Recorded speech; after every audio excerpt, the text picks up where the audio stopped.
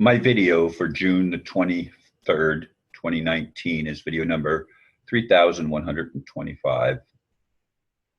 The title is, For Me, the RV May Change Nothing. In all likelihood, most who listen to or watch this will know that RV stands for currency revaluation. The way it was told to me was that it will put money into the hands of visionaries like me who want to see the world uplifted, as in all of humanity, not only those who consider themselves the elite. Unfortunately, the elite get the first crack at the newly released asset-backed currencies. Visionaries are in fifth place and will be required to sign a non-disclosure agreement to get any funding whatsoever. The friend who convinced me in the first place now calls me a troll for even suggesting that the newest promises are simply more in a long line of dates that have come and gone. Since being told of the RV, I have been in a state of continual expectation. Now, because I continue to question the continuing date changes, I am called a troll, which is a totally inappropriate name. Dreamer would be more truthful. Oh, I'll tell you, I am really going through a tough time trying to keep my emotional state somewhat more stable than it is. I didn't even go dancing last night, as I often do on Friday nights, and I would have been able to go last night, except I just was feeling too down to even bother going out dancing. So I stayed home and I went to bed relatively early compared to what I usually would go to bed. Not that I got as much sleep as I would like, but that's another subject. Anyway, this RV thing has been going on and on and on for years now. Before I even got involved in June 3 years ago, it was already happening. And it's supposed to be a way of remunerating the people that have had property stolen. It was as in farm claims. That was one of the original intents. But another original intent was to release the Saint Germain and other world trusts to the people of the world so that humanity could be uplifted. Well, I'm all in favor of that. And I'm all in favor of truth and justice. Those that have had their farms and properties stolen, as I had my home stolen, should be remunerated for the crimes that were committed by the state and the courts, which the courts, of course, are a part of the state, and they're operating under admiralty law on land, which is an unlawful thing to do. But nevertheless, many people have been affected by the gross, what word should I use? Illegality, unlawfulness of the criminal elite that have been running roughshod by creating money out of thin air and using world assets for their own benefit rather than the benefit of humanity, which is why we have third world countries and people that have no say in the matter, and why so many times people that try to stand up for what's right and to speak the truth are put down, have their homes stolen, sometimes incarcerated, sometimes killed. That's just the reality of the world that we live in, folks, in case you haven't noticed. But I've been paying attention. When I came back from my trip to Australia, I finally listened to my friend and purchased a bond. And that bond was supposed to make me wealthy enough, from my point of view, to be remunerated for the losses when they stole my home, but also to be able to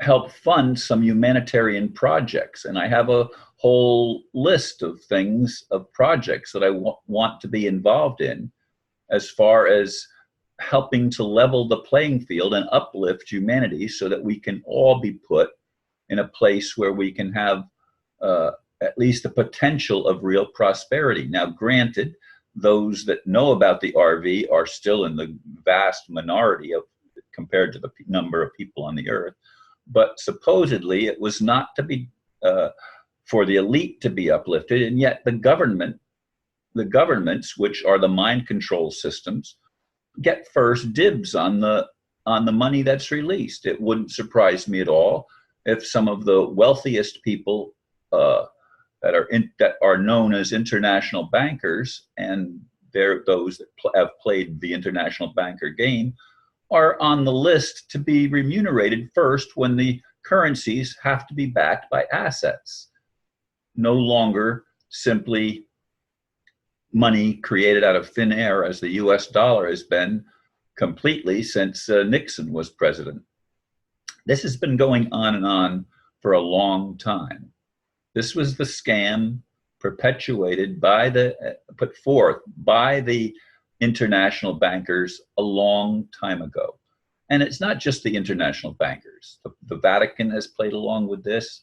Most religious organizations, except some of the Muslim ones, have played along with this.